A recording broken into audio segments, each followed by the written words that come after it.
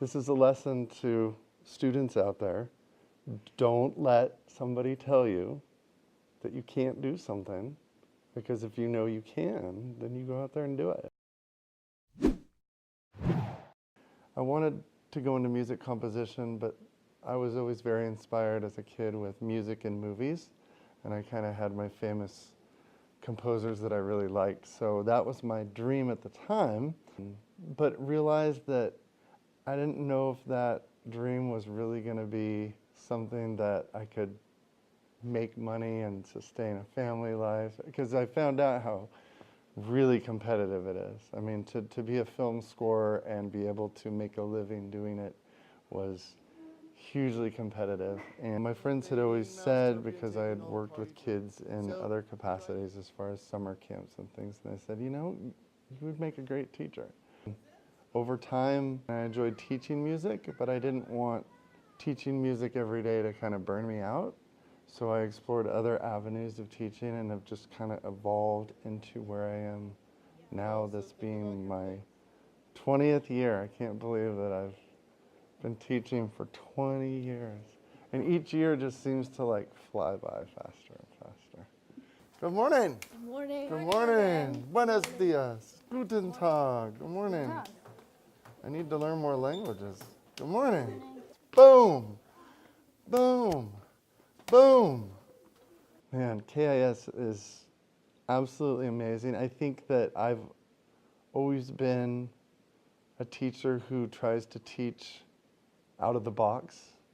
I feel like if I can get the kids excited and get it to stick in their minds, then 10 years from now, what are they going to remember? Are they going to remember just the conventional teaching practices, or are they going to remember you know, some of the experiences I've been able to provide that are far out there? And I think KIS allows me to explore things in new ways. I mean, just using the design process, using all the different things that the kids bring with them, the creativity, it's amazing. So I can't imagine anything better than what I've experienced here in my last 2 years.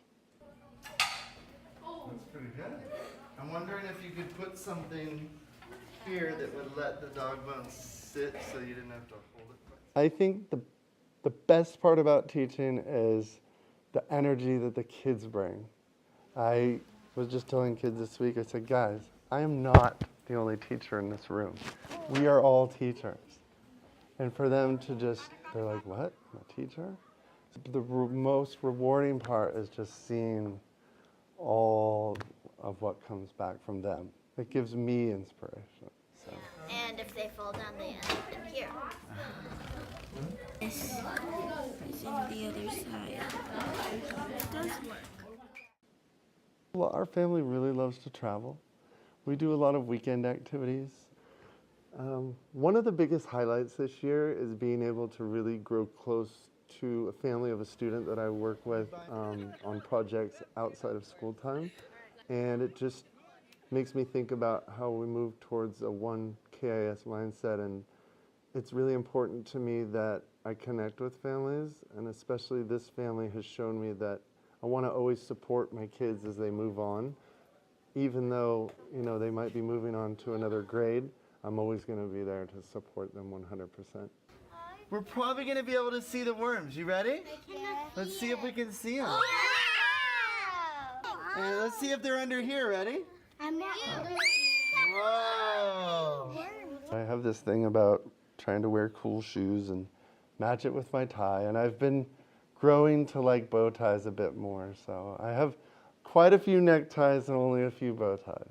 This summer back home, I tried to increase my shoe supply a little bit. If you were to see my closet, there's the family shoes, and then there's Mr. Jacobsen's shoes, which I can tell you take up the majority of the closet. I'd kind of like to start today with this quote, and I'll tell you why in a minute. Go for it. There are no limits to what you can accomplish except the limits you place on your own thinking. Brian Tracy. Good. So sometimes it's hard to believe in something that seems so big and amazing And I know I've had times when I was a kid and even as an adult when I'm like, no, man, I can't handle that. I have a kind of a rare vision disability. I think probably the toughest time for me was middle school. I think that's where most people tried to intimidate me and make fun of my eye condition.